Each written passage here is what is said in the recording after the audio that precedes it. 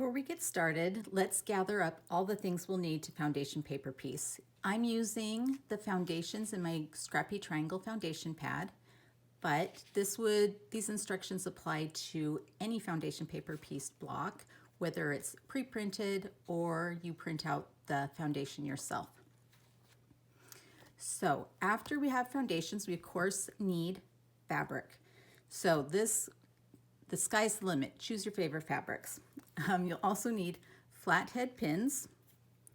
The ball head pins won't work for what we need them for, or some glue stick, either just regular school glue stick or a specialty glue stick, rotary cutter, a ruler, and a regular ruler and or add a quarter ruler. This makes trimming really nice and easy.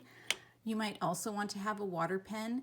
This is handy if you're having a hard time removing the foundations at the end. You of course will need a mat, sewing machine, all thread, all the basics. And now that we have it, let's get foundation paper piecing. The first step in foundation paper piecing is to prepare your foundations. If you're using my Scrappy Triangle pad, all you have to do is find the foundation you want to use and just rip it on out. Isn't that fun? And you're ready to go. Now, lots of foundation patterns though come as a PDF and you either copy or print them yourself. Here's the same foundation printed out. When you print foundations, there are a few more things to keep in mind. First, when you are printing them, make sure that in the printer window, the sizing is set to 100% and fit to size is not checked. Most foundations will have a 1-inch square printed on it so that you can measure it and make sure that the foundation printed to size. If it looks good, if it did not, go check your printer settings. If you know what size the block is, you can also measure the block itself. So I know this finishes at 6 inches, so I can line up the top, line up the bottom, 6 inches. I'm good to go. I will often, at this point, trim off the top and bottom, just so there's a little less paper to deal with. All right, let's get started. So now that we have our foundation, we're going to want to do the fun part, choose out the fabrics. The fabric pieces need to be at least a 1/2 inch larger than the section they go in. For example, we have section 1 right here. That's going to be the first piece of fabric I put down.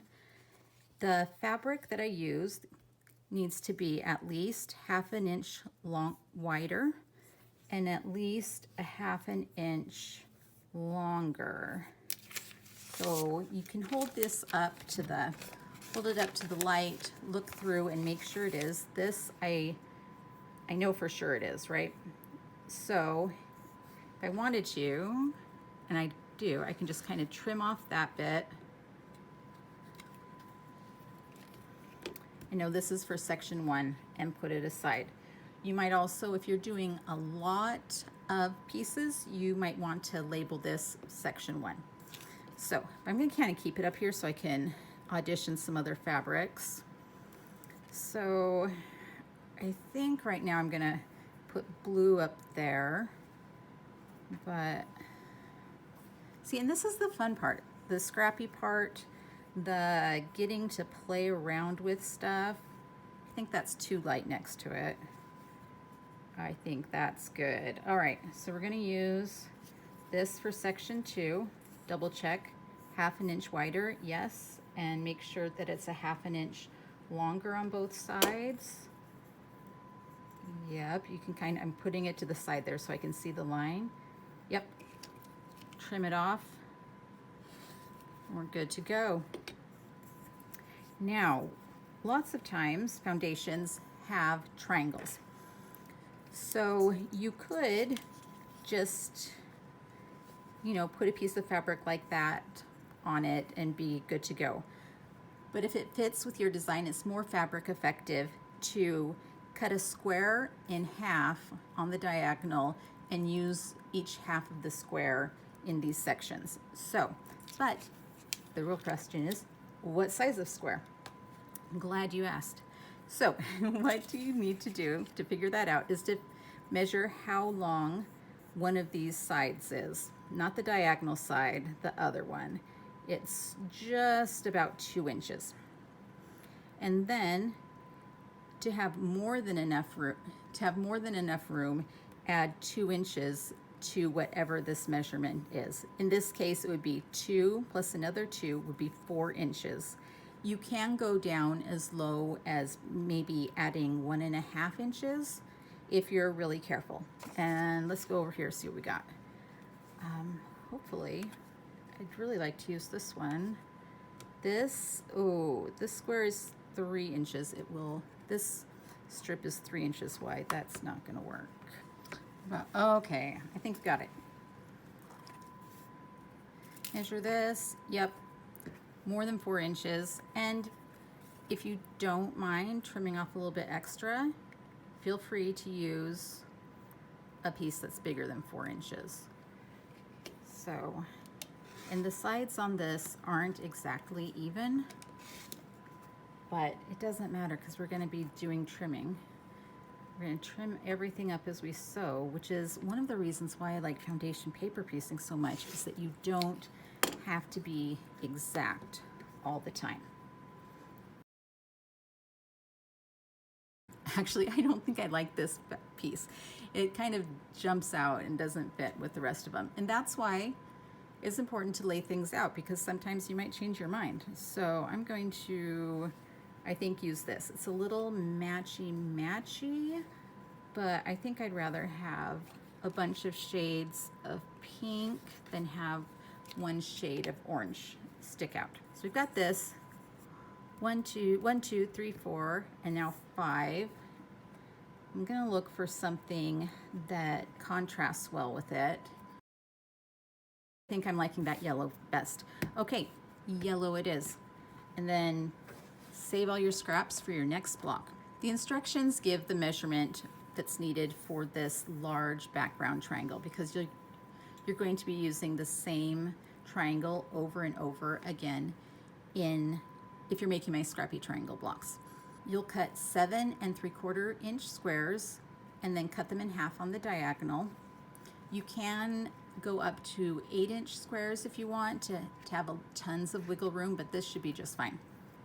The first thing to do is to now take our foundation, turn it over, and place the first piece of fabric right side up over section number 1. At this point, you can move it around a little bit, hold it up to the light, make sure that it's in the right place. The whole section and seam allowance should be covered, and the fabric should extend past section 1 with about 1/2 inch or more on either side. Once you've done that, held it up to the light, verified that you're good to go, just pin it in place. Once your first piece is pinned in place, you'll take a piece of cardstock. This is a postcard that I have, and you'll put it on the line that runs between sections 1 and 2. Place it on the line and then fold the foundation back. After it's folded back, we're going to trim this off so we can line up our other piece of fabric with this nice straight edge. So you can do this with a regular ruler. Just line the 1/4 inch line up with the edge of the paper.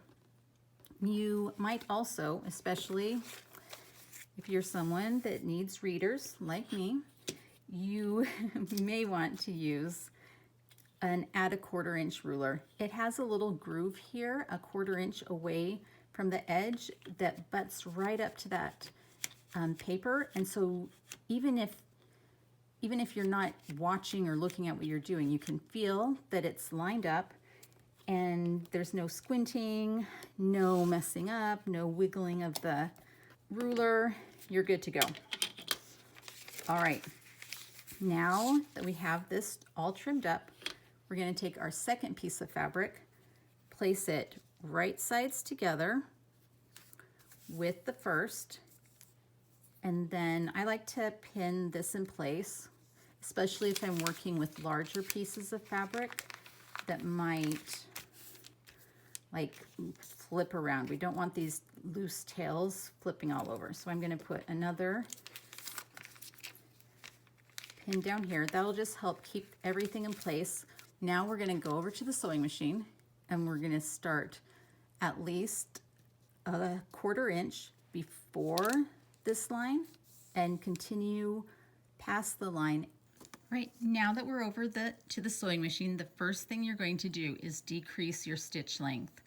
I like to decrease mine to 1.5.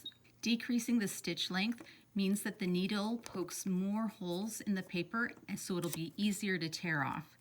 So if you're finding that you're having a hard time tearing off your papers, first step is to decrease your stitch length and see if that helps. We're going to start sewing about a 1/4 inch before this line. And because we folded back the foundation, there's a little bit of a crease, and we can just line our foot up with that and go. There's no reason to backstitch, just sew on the line. That's all there is to it. We're just sewing on the line. And I'm gonna go past the seam allowance. Yay, that's it. I'm gonna go back over to my cutting table. We've sewn on the line that separates section 1 from section 2. And I'm gonna take out these pins. And we can just open this up. Looks great. At this point, you need to press that seam open. Some quilters like to finger press or press with their fingernail. Some quilters like to use a ruler. I prefer regular old pressing with an iron. So that's what I do, but find what works best for you. When you're pressing, don't use steam, as it could cause the foundations to bleed, especially if you printed them yourself. And also, if it starts to curl, it's your iron set too high. Just turn it down a little bit. All right, we are done. At this point, you're going to want to hold this up to the light and double check that these fabrics indeed cover all of section 1 and 2, and they extend at least a 1/2 inch outside those lines. They do, so let's get going. Next, we're going to attach section 3. This is we're going to be using our fabric that we cut from squares. So they'll go right here. Now I'm going to show you a quick piecing trick. Because these are on different parts of the foundation and they don't build off of each other in any way, we can trim both of these lines at once. We can trim this line, and then go over to the sewing machine and sew both of these on. Even though we're going to be trimming both of them, let's trim number 3 first. So put it on the line between section 2 and 3. Fold back. The lighter paper makes it really easy to fold back. Also, the lighter paper that are in these foundation pads make it easier to see through the fabric to be able to tell if your fabric is positioned correctly. All right, got this trimmed, and then we're going to go over to this side and trim this.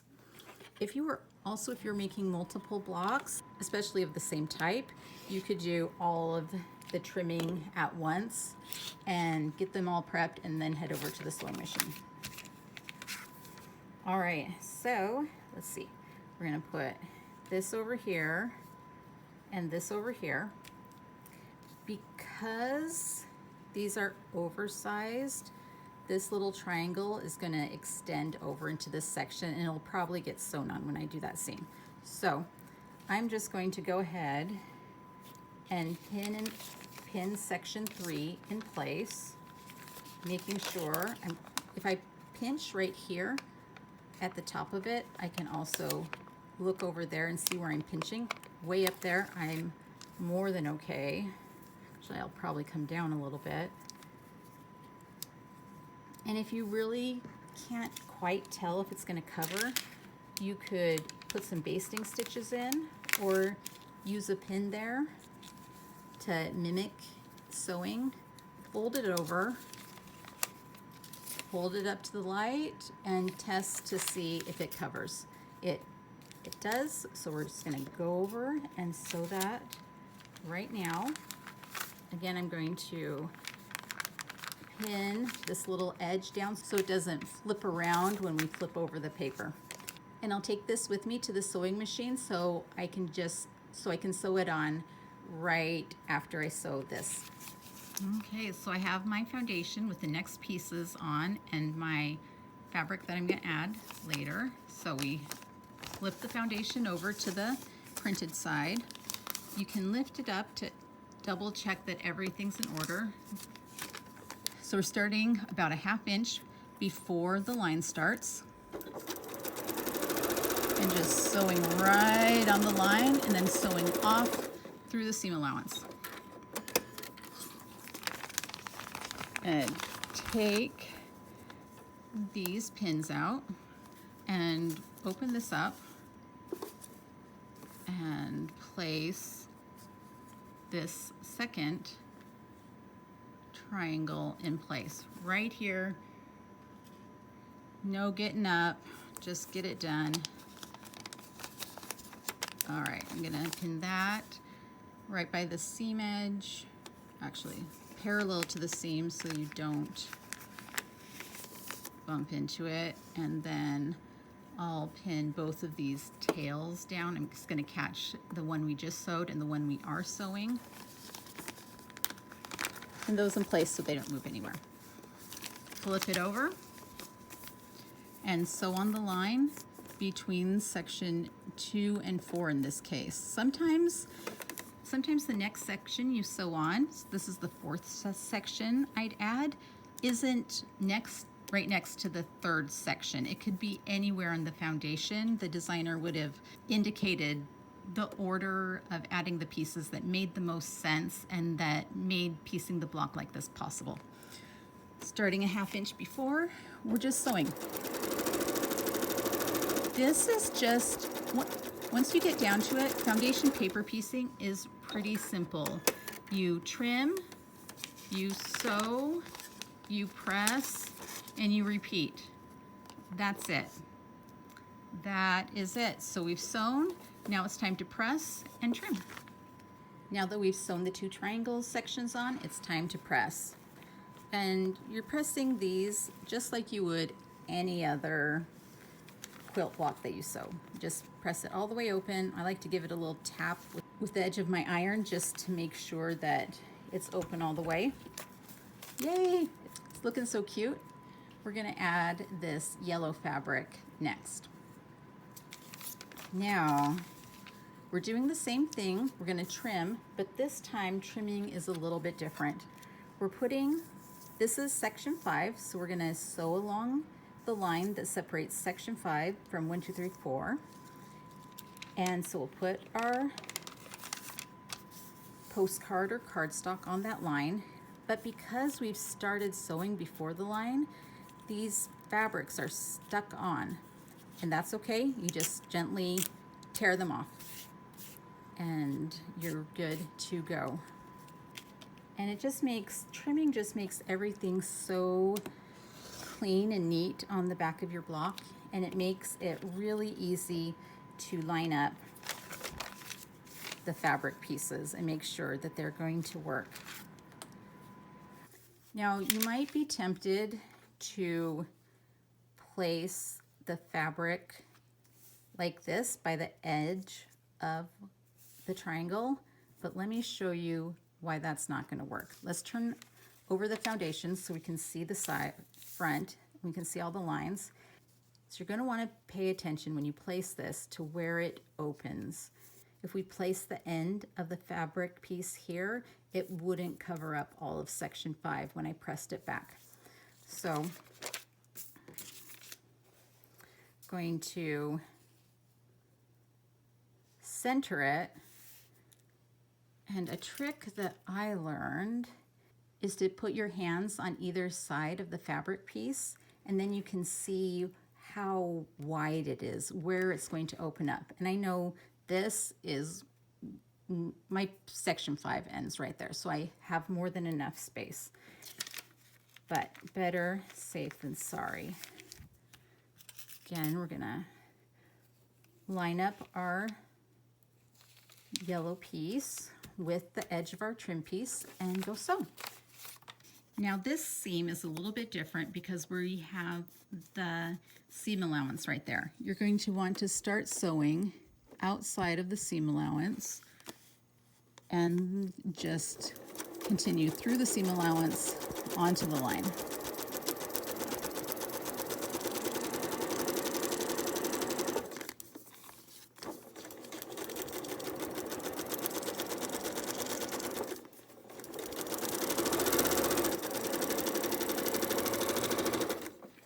Off the side of the foundation. We've sewn this line, and we'll take out our pins, and just like any long seam, I do like to set the seam before I press it open. Is this necessary? No. You can still be doing your finger pressing or using a seam roller, but it just makes me feel good. Yay, it's coming together. At this point, I kind of like, if I see anything that's obviously outside of the foundation, I like to kind of just trim it up just so that I don't have extra fabric bits flapping around when I'm at the sewing machine. But it's definitely not necessary. Again, we're put on section 5, going to add section 6, put the postcard on the line between section 5 and 6, trim,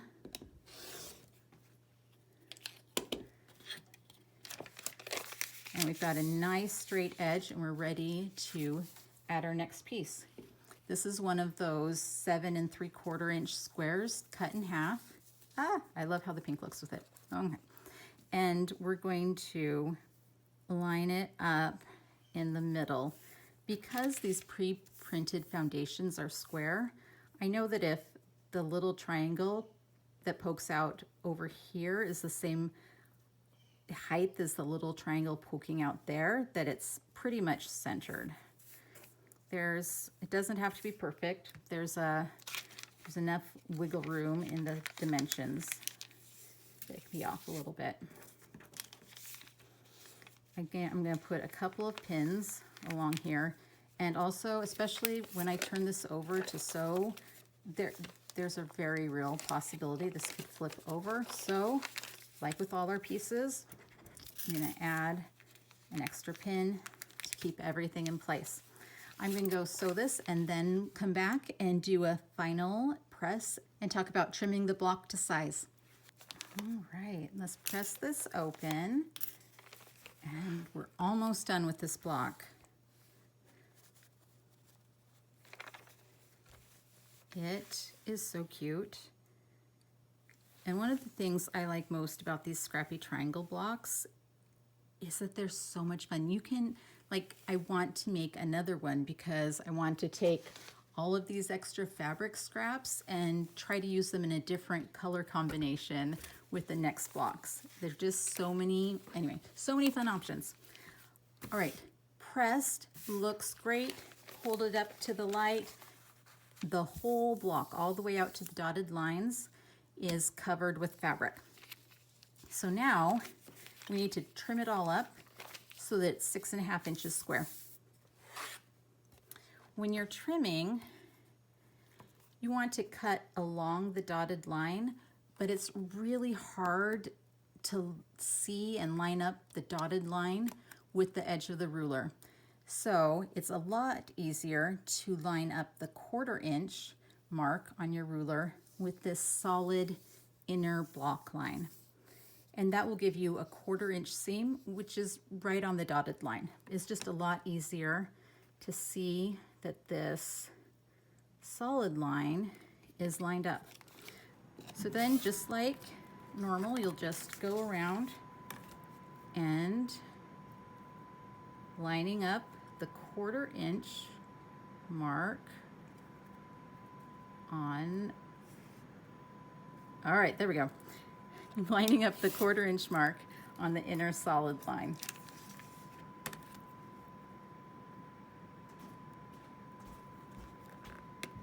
And I can't wait. This is like the big reveal. We're almost there. Last seam, and then we get to see this cutie pie.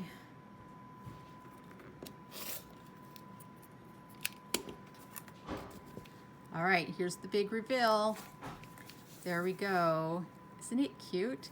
And you can place these half square triangles just like any direction you want, and they're just so much fun. Now that you've watched this tutorial, you have all the skills you need to go and sew your own scrappy triangle blocks or any other blocks of your choice. There are so many different scrappy triangle options. Go crazy, use up your scraps, use up your regular fabric, and have a blast making them. But one more thing before we stop, we need to talk about taking out these papers. When do you take them out? How do you take them out? And what is that like? So I would normally not remove the papers at this point, but I am going to demo it for you so that you know. Normally I would wait till I sewed this block together with a whole bunch of other scrappy triangle blocks, because this paper is stabilizing the block. We've got a whole bunch of bias seams along here, and without the paper in place, they can get all stretchy, and we just don't need to worry about that. So I'd sew it all together. Let's pretend that it's sewn together with a bunch of other blocks. I'm done with the top, or at least it's surrounded on all sides by blocks. And now it's time to take it out. All you do is just lift up the paper and pull it back. Comes off really easily. And I really like the sound when it comes off. This thinner paper is easier to tear than regular printer paper, but even printer paper is fine. If you're finding it hard to tear off, again, check your stitch length. If your stitch length is short and you're still finding it hard, you might want to use some sort of water pen. This pen is filled with regular plain water, and when you run it over the stitching lines, it makes the paper wet and it makes it even easier to pull off. Yeah, super, super nice.